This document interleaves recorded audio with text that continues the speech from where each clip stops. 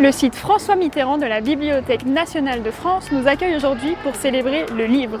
Vous ne le saviez peut-être pas, mais le 23 avril 1616, deux immenses auteurs disparaissaient, William Shakespeare et Miguel de Cervantes. C'est à cette date symbolique que l'UNESCO a choisi de célébrer tous les corps de métier sans lesquels le plaisir de la lecture n'existerait pas. Allez, c'est parti! Je vous souhaite la bienvenue à la Bibliothèque nationale de France et je suis Romain Gaillard, le responsable du Centre national de la littérature pour la jeunesse.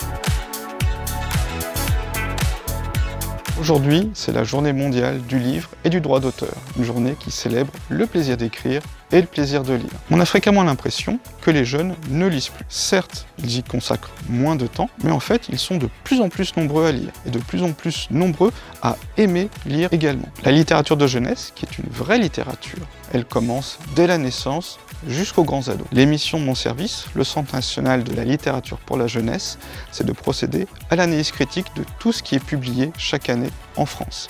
Et vous pouvez la retrouver dans cette salle qui vient d'être rénovée de la Bibliothèque nationale de France.